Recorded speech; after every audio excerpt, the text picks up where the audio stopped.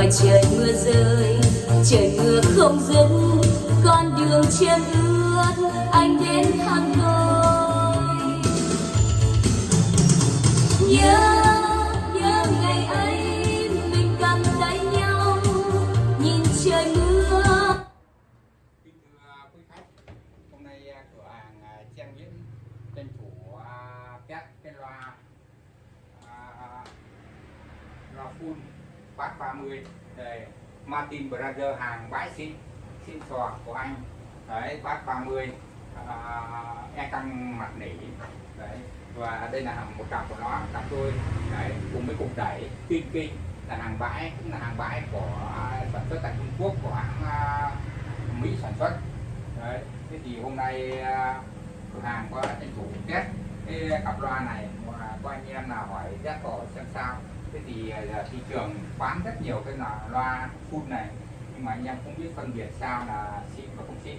Thì như anh em là tôi đã đẩy nên nó đã về rất nhiều cái cặp Martin Brothers này, thì tôi đã cho lên mạng và cũng rất nhiều. Thì anh em chỉ biết chất, còn tất cả bên trong tôi đã chụp cả loa, cả bán loa phân trần. Hàng của nó là cũng là rất là đẹp, hàng Mỹ nòi, hàng Anh nòi. Đây quay đằng sau đây chưa đi biết. Đấy, của nó biểu tượng của nó đây. Đấy, VKF12 nó sáng bóng này. Đấy, cái mạ sáng trắng, không có thể giả được, cái hàng này không giả được. Đấy, các anh em xem đấy, cấu trúc của nó thì rất là đẹp, loa này chơi rất hay. Đấy, dạng như dạng vừa rồi đang đánh cái bản nhạc liên khúc rất là hay, mà chơi rất quá rất lực. Thì nó đang đánh với cục đẩy. Thế thì ngoài ra tôi không dùng vang, mà vang thì vẫn cũng được, nhưng mà tôi dùng cái rề là bằng cái Amri ra qua xịn để đánh cho nó hát nó rất là hay mượt. Đấy, mục đích như thế. Thế còn các bạn mà có thể là dùng vang cũng được, không sao, vang số bằng tôi đều được. Thế thì cửa hàng hôm nay test thử để cho các bạn biết là chất âm của nó ra sao. Thì nhiều người hỏi không biết chất âm, nhưng mà tôi khẳng định chất âm này rất hay, đánh với nhạc liên khúc này quá hay. Nếu mà đánh thì có thể những cái loa JBL đánh với những cái tầm JBL 4443, hoặc là đánh với những cái Amri Acufay chưa chắc đã qua của nó. Đấy, đánh rất là hay, và chất âm nó hay, chấp kèn, loa này là chấp kèn đánh rất hay, hàng bãi của anh thì rất hay. Thế ngoài ra còn cửa hàng về rất nhiều bô, từ này về bô 5 rất nhiều, rồi các loa JBL, loa nghe nhạc vàng. Đấy, loa nhạc vàng, các loại loa từ loa JBL, từ loa PL. Đấy, cũng như là loa Nhật. Nói chung là hàng về nhiều. Và thứ hai những Amri Jaguar 506N, 506E và Jaguar 506XG, rồi các vang đẩy, băng cơ, rồi bô 3, bô 4, bô 5 là đều có hết. Vậy là cửa hàng hôm nay cũng test lại để cho anh em, có một anh em ở Đà Nẵng rồi xin test thử cái cặp loa này. Nhưng mà vì cửa hàng cũng rất bận, hôm nay có tranh thủ có thời gian nên test lại để các khách hàng nghe. Thế thì nếu các khách hàng có nhu cầu mua loa hoặc là các Amri, các cục đẩy đây là hàng bãi chứ không phải hàng lắp ráp, thì các bạn rất hay, rất hay, đánh mềm mại luôn. Đấy, thế thì nếu mà có nhu cầu thì liên hệ cửa hàng Trang Viễn, số điện thoại 033 254 7796, 0981 842 909, số địa chỉ 170 Lý Tây Xuyên, Ninh Đông, Thủ Đức, thành phố Hồ Chí Minh. Vậy mời quý vị lắng nghe tiếp. Ước trong ngày sau sẽ không còn xa nhau, sẽ không còn xa nhau.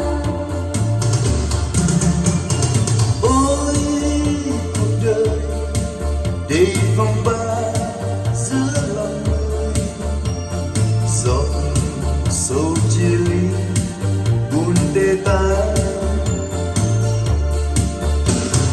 Lý do này đầy thương đau tấm hình hài, thu man mắt buồn của thu ơi. Chiều nhiệt buồn, chiều nhiệt buồn, chiều nhiệt buồn. nằm trong căn gác điều hiu, nghe tiếng hát xanh xao của một buổi chiều, bạn bè rời xa chân chiếu, ô hay mình vẫn cô liêu. Chiều chủ nhật buồn nằm trong căn gác điều hiu, nghe tiếng hát xanh xao của một buổi chiều, trời mưa không dứt, cô đơn còn đến bao giờ.